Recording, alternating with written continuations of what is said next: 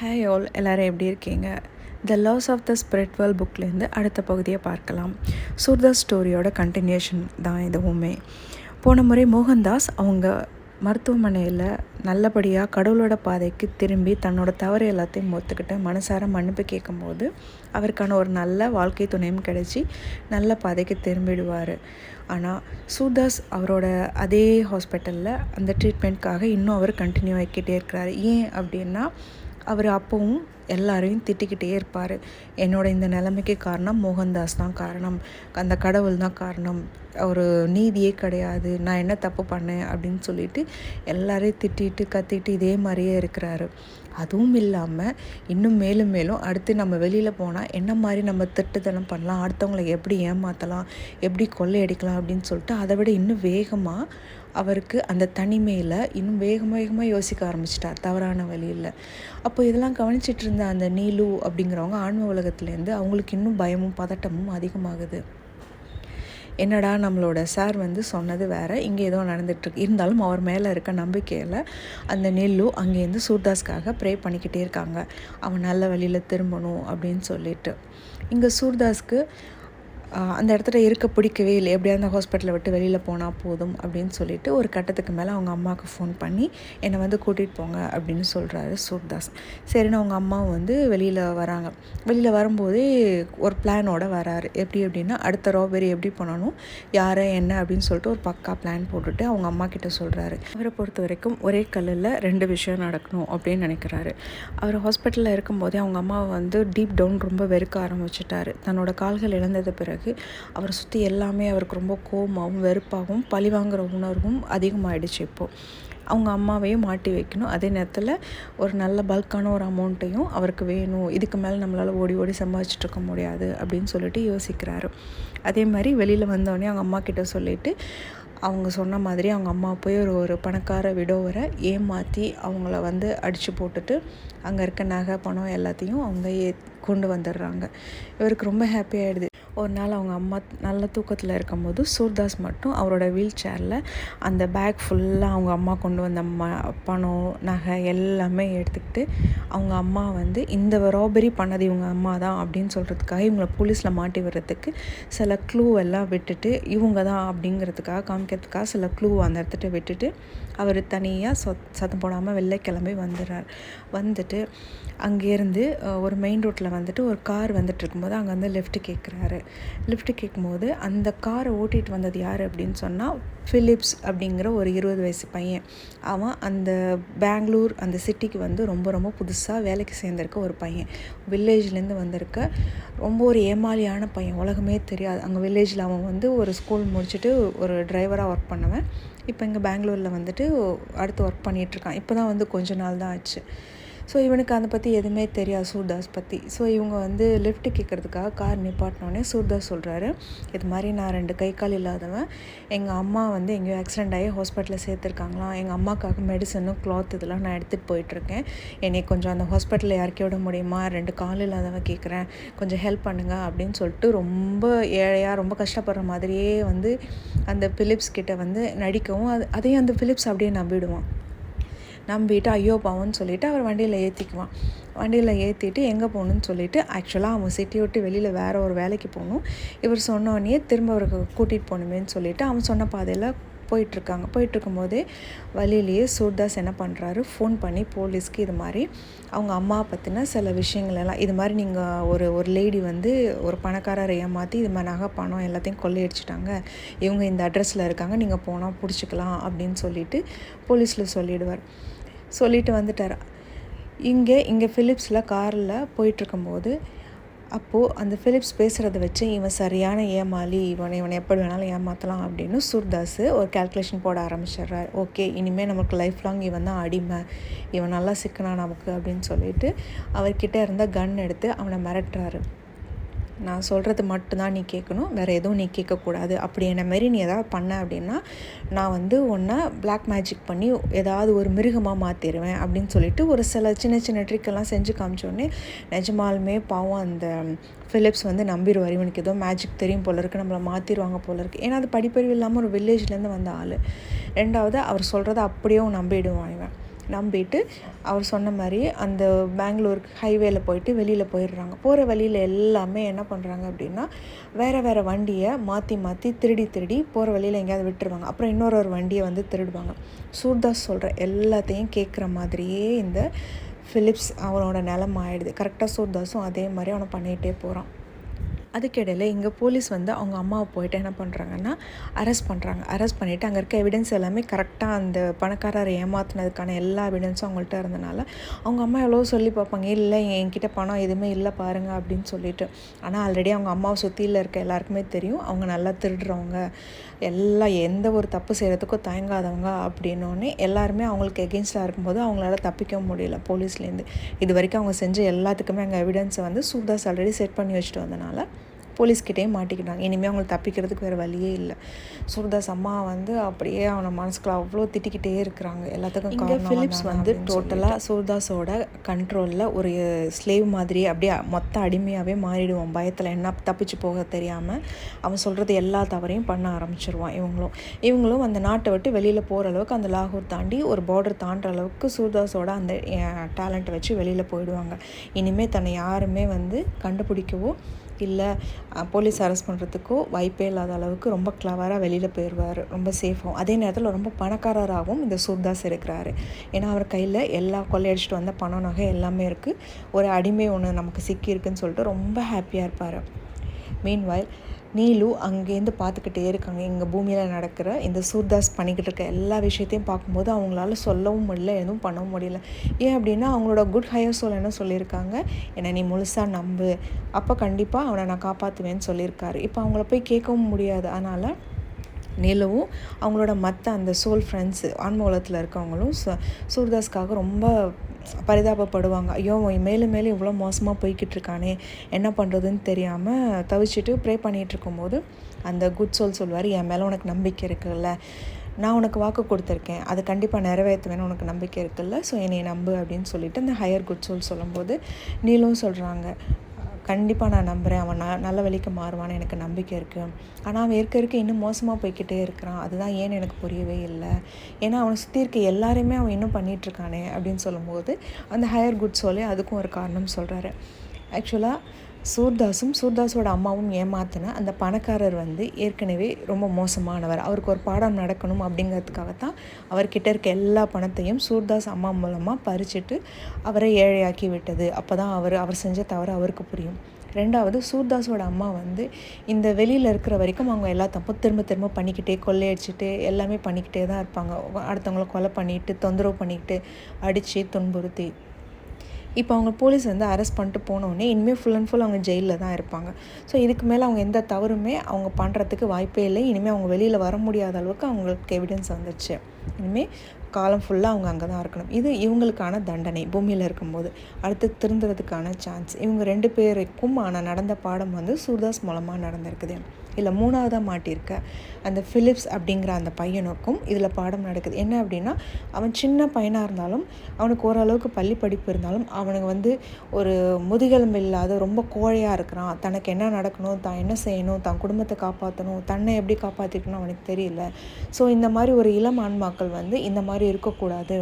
அவன் என்ன மாதிரி மோசமான லைஃப்பில் இருந்தாலும் அது தைரியமாக எதிர்கொண்டு வெளியில் வரணுங்கிறதுக்கான பாடம் இப்போது இந்த ஃபிலிப்ஸ்க்கு நடந்துகிட்ருக்கு, சூர்தாஸ் மூலமாக நடக்குது அப்படின்னு நீலு கிட்ட அவங்க ஹையர் குட் சோல் எல்லாத்தையும் எக்ஸ்பிளைன் பண்ணிகிட்ருக்காரு. இந்த உலகத்தை பொறுத்த வரைக்கும் கடவுளுக்கு வந்து பிடிச்சவங்க பிடிக்காதவங்க பெரியவங்க சின்னவங்க அப்படின்னு எந்த ஒரு பார்ஷியாலிட்டியுமே கிடையாது. அவரை பொறுத்த வரைக்கும் எல்லாருமே இங்கே சமம் தான்.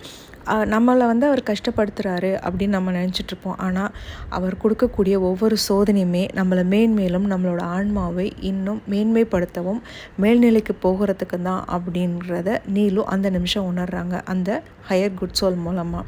அவரோட எக்ஸ்ப்ளனேஷனும் நீலுக்கு ரொம்ப ஹாப்பியாகவும் அதே நேரத்தில் கண்டிப்பாக சூர்தாஸ் மாறி வந்துடுவான்னு ஒரு நம்பிக்கையும் வருது.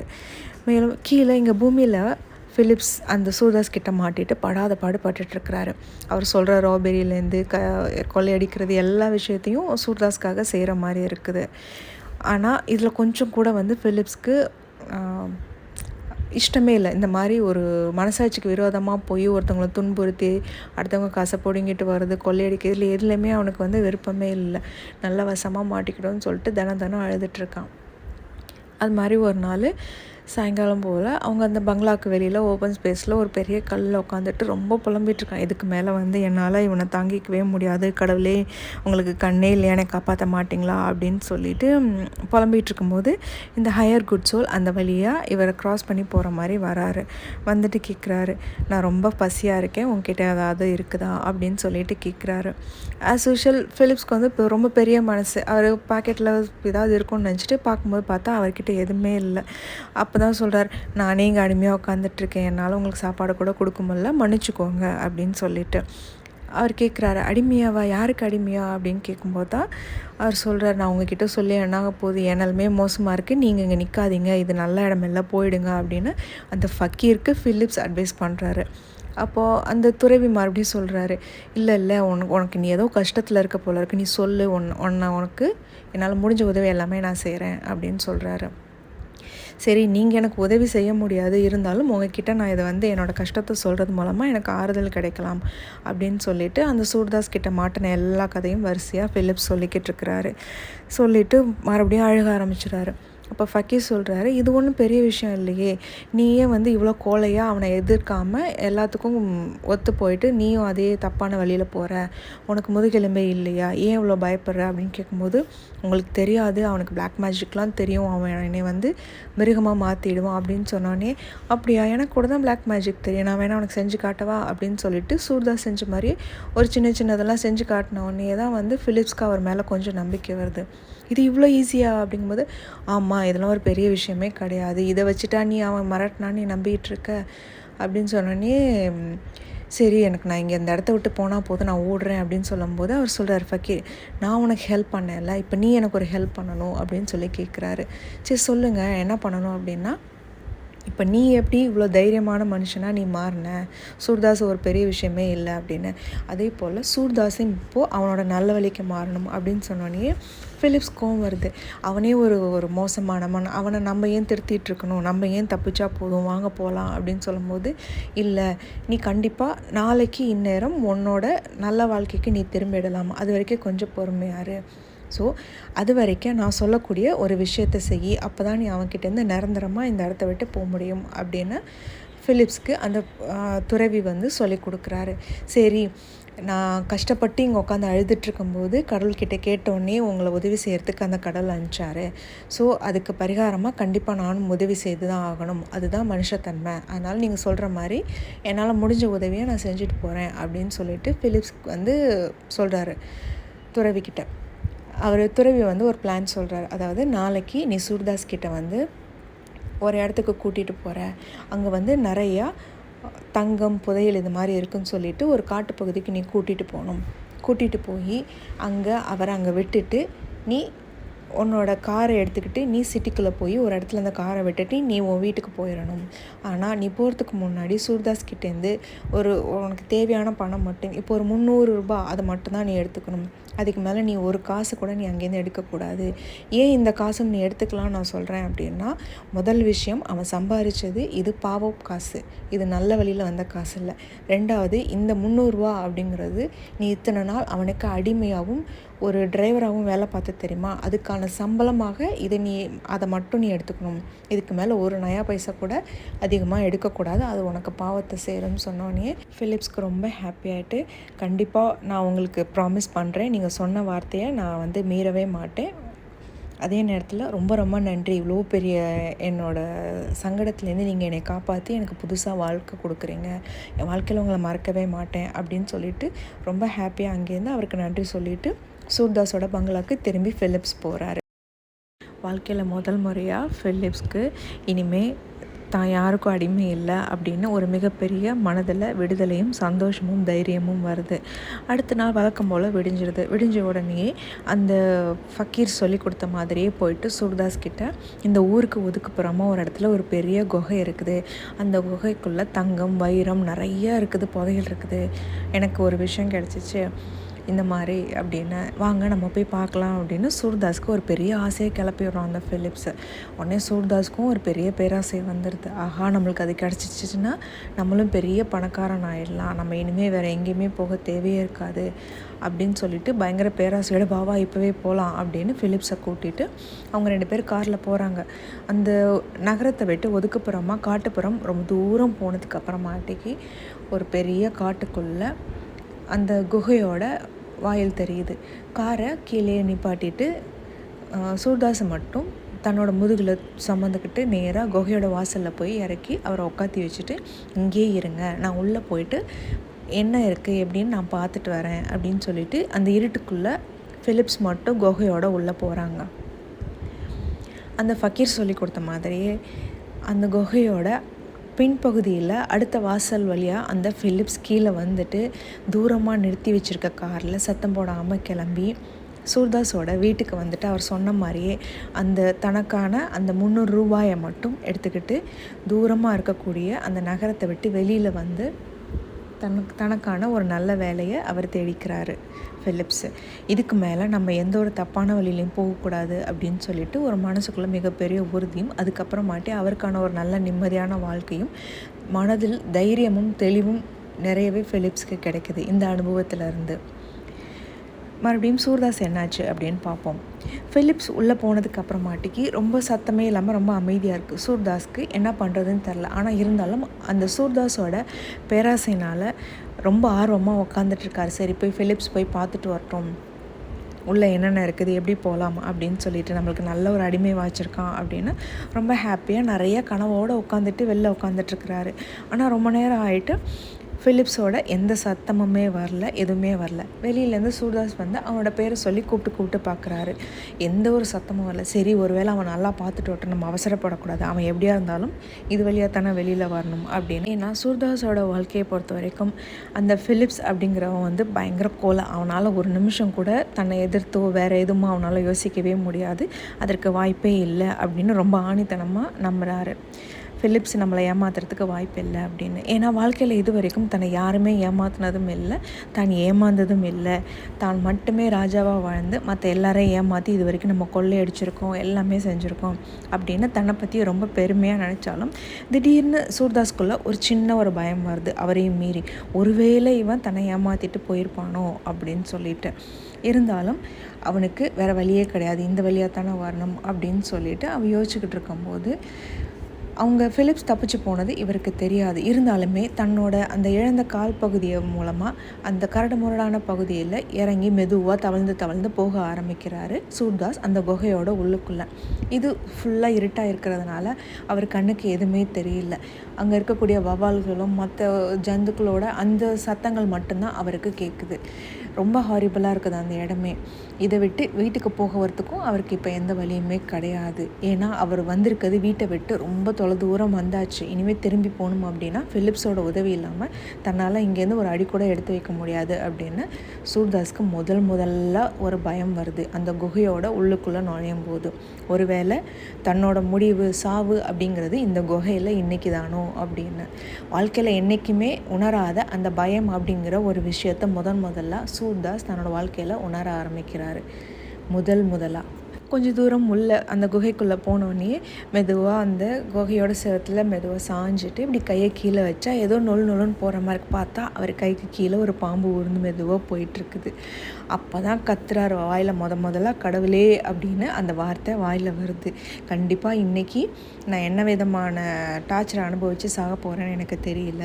ஸோ இன்னையோட என்னோட எல்லாவும் முடிய போது போல் இருக்குது அப்படின்னு சொல்லிட்டு அவருக்கு மிகப்பெரிய பயம் வருது. இன்னும் கொஞ்சம் நான் வந்து அந்த குகையோட நடுப்பகுதியில் போய் உட்காரும்போது அவரை சுற்றி முழுவதும் பாம்பாக ஊறிட்டு போயிட்டே இருக்குது. அவரை அதை விட்டு தப்பிச்சு போகிறதுக்கு அவருக்கு வழியும் தெரில சூர்தாஸ்க்கு. என்ன நேயர்களே, இந்த கதை இன்னும் கொஞ்சம் அடுத்த பகுதியும் இருக்குது. அதில் தான் அதோட முடிவு, அவரோட சப்கான்ஷியஸ் மைண்ட் எங்கே ஓப்பன் ஆக போகுது, அவரோட முடிவு எப்படி இருக்கும் அப்படிங்கிறத நம்ம அடுத்த பகுதியில் பார்க்கலாம். சரியா? அதுவரை நன்றி, வணக்கம்.